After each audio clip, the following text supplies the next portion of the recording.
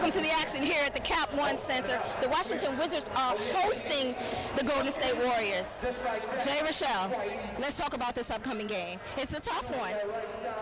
What are you expecting from the Wizards tonight? I am expecting the Wizards to continue to show that they are competitive without their all-star point guard. As you know, the last time that they met, it was on October 27th. They were lost by 3 points. So I'm expecting a competitive, let me say that again, game tonight. I think it's going to take an effort again from the bench and everybody collectively on the Wizards side. But I think they may have a surprise for the Golden State Warriors. I'm expecting consistency. If the Wizards are consistent with defense and scoring and rebounding, it's an easy win. You guys stay tuned. We will. Yeah, it seems like, especially in that first half, it seems like every turnover it led to a 2-on-1 or a 1-on-0. It was a live ball turnover, and they scored just about off of every single one of our turnovers. And tonight, 18 turnovers. That's been unfortunately for us, that's been sneaking up on us. And for how well we've been playing and moving the basketball, we've been sharing it with other teams also, not just with ourselves. We've got to clean that up. When you play against one of the best teams in basketball, you can't have 18 turnovers and expect to win. But we did fight and had a chance to win. How I play, and my teammates did a great job of just running the offense and finding an open guy, and I was able to knock down some shots. They did a good job of defending me. They took a lot of my shots away. They doubled, they switched, the long athletic, and the ball wasn't going in. So, I mean, you have nights like that, and I feel like we still did enough to compete and win the game. We were only down 6 with 3 minutes to go, and I had 8 points, so I definitely put it on my shoulders for the loss, but at the end of the day, we still could have won the game. We still could have did more to, keep us out of those 10-point and 14-point deficits early on, and even in the third, and even in the fourth. But I definitely put it on my shoulders at the end of the day. Tough loss here at home tonight for our Washington Wizards against the Warriors. We were unable to pull out that win. The home crowd was all in. The Warriors crowd was all in. Yeah. But Bradley going scoreless in the first half of the game, do you think that attributed to the loss tonight? I definitely think so. I mean, the first half, his confidence looked a little bit shot. It was kind of coming back on some offensive plays with his head down, a little bit poor with his ball handling. So I think that kind of, and him being the dominant leader that he is for that team right now in the absence of John Wall, I think that kind of shifted, and had a little play on it. But I'm looking for a serious turnaround in these next 3 home games. They play the Pacers, Toronto, and the Heat. Yes. And I think that, if this home crowd could help, push them on, yes. And, we don't have any more scoreless first halves out of Bradley Beal, I think these next 3 home games will probably be in for a serious treat. I totally agree. We need you, Brad. Yes. You're the leader that we know you can be. Yes. I'm Nikki Lewis with Jay Rochelle. Back to you guys at the studio. Great job, Nikki and Janae, and special thanks to our videographer, Michael Lucas. Remaining with me in studio is Ray Rogers of the Urban Sports Scene podcast. My apologies, right. And Coach Jimmy Fly Hellmann joining us over telephone. And Ray, can we finally put to rest this ludicrous image that the Wizards, despite the fact that they got off to a 10-3 start, that they are a better team without John Wall. They were playing better as a team, but they are not a better team without John Wall and Jimmy. I know you want to weigh on this, but I'm going to give Ray a chance to say his part first. I'm sorry, Jimmy. I am a John Wall fan, and I think people forget about the Gilbert Arenas days, the way that ended, and how John Wall, virtually on his own, by his own, star power, helped the franchise overcome that and start having consecutive winning seasons, getting back to the playoffs, and ultimately leading a team where Bradley Beal is often injured. Now Brad is getting a chance to do the same, which is good, but we can't forget all that John Wall's contributed to the franchise, period, and he's the reason why the Wizards are in the position that they're in. Jimmy? Oh, let me back up a minute. John Wall, I remember the Gilbert Arenas day, and Ernie Grunfeld should have been shown the door back then. He's still there. But, Wall is a good player. I've never said he's not. But the facts are, up until these last couple games they lost at home, the last 2, statistically, they were the number 3 offense in the NBA, and they were in the top 10, the 10th teams defensively without John Wall. And to get to the NBA Finals, the last 4 or 5 NBA champions have been top 1 or 2 offensively and top 5 or better defensively. Those are the statistical categories I look for somebody that's going to advance. They need John Wall scoring because these close games they've lost recent. They're going to need his help. But the problem they're going to face, Andrew, when he comes back, is he going to buy into the way they're playing now? Is he going to be willing to cough up the ball and not have to be the one to make the play all the time and trust his teammates? Because like Otto Porter's playing a lot better because he's getting more touches and he's making plays on his own as well as Oubre. That's going to go away if they go back to the old way of playing.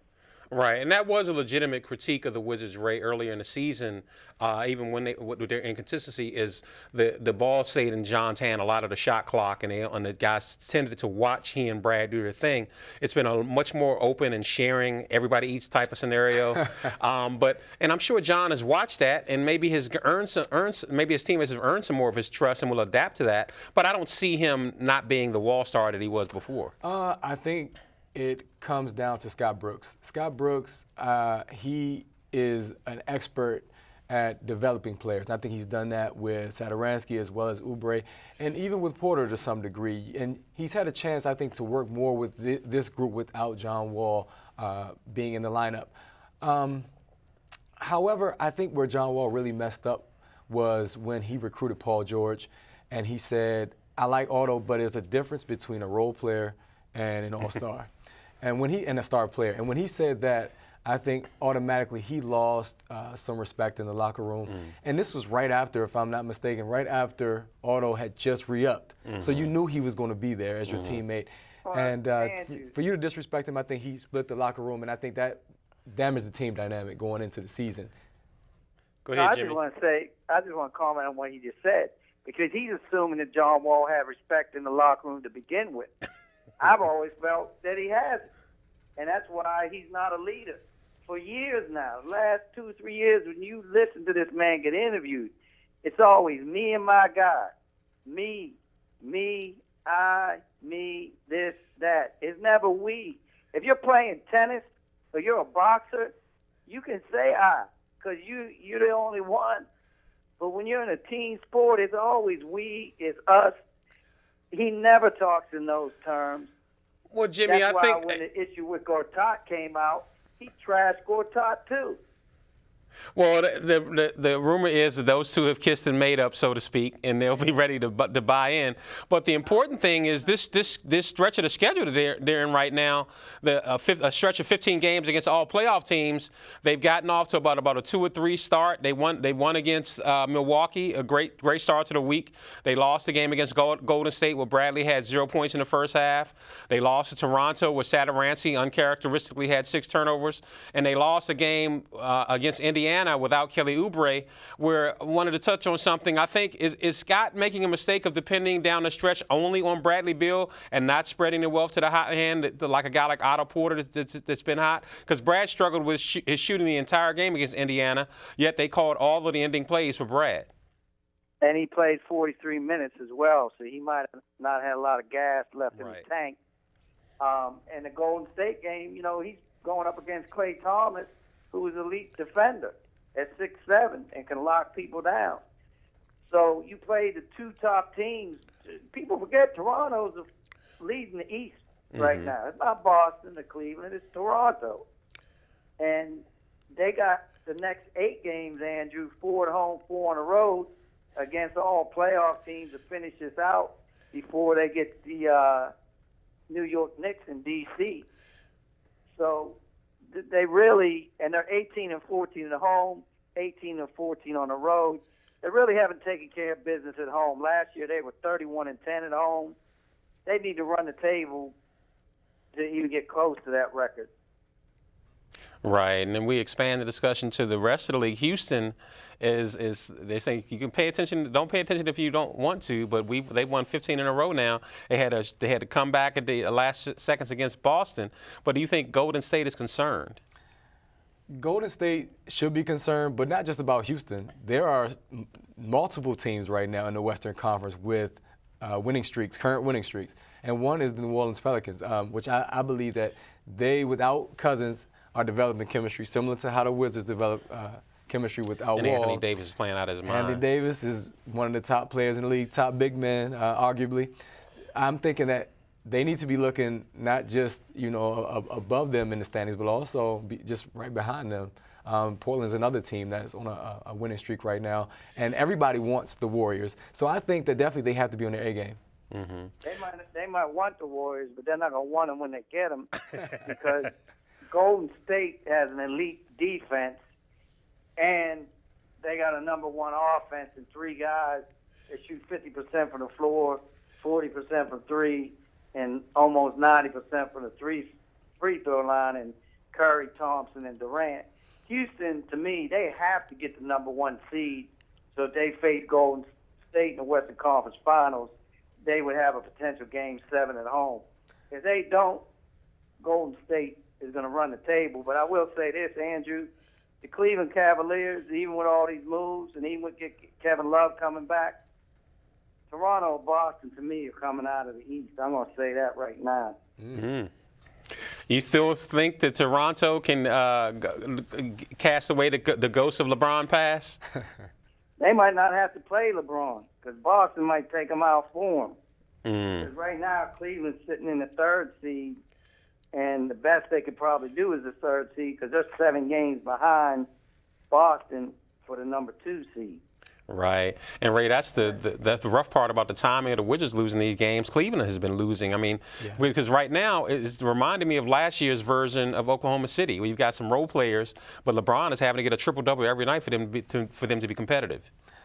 Yeah, I'm not sure if you look at matchups heading into the playoffs, but if the Wizards, let's say, supersede Cleveland and they get the 3rd seed, what is that looking like as far as a potential matchup first round? Could it be Milwaukee? Could it be the Sixers? Are those teams that you will want to face in the first round? Right, they're tough. I'm the type of fan that I would like, with this current group and with John coming back off injury, to see the Wizards hang around that 4th or 5th seed and potentially get a better matchup to build some confidence and chemistry heading into hopefully the 2nd round in a championship run or trying to get to a finals run. All right, Jimmy, let the folks know where you've been doing, man. We got to wrap up real quick. I'm at the Scope Arena in Norfolk all week long. The Morgan State Lady Bears just knocked off Carbon State to advance to Thursday's matchup with the Hampton Lady Pirates, who have won 6 out of 7 MEAC titles. I'm on the radio, HSRN, WAA. I'll be back on Monday. All right, man. And Ray, they can follow you where? On Twitter, just search Urban Sports Scene at @UrbanSports_Ray and search iTunes as well, Urban Sports Scene. All right, great job.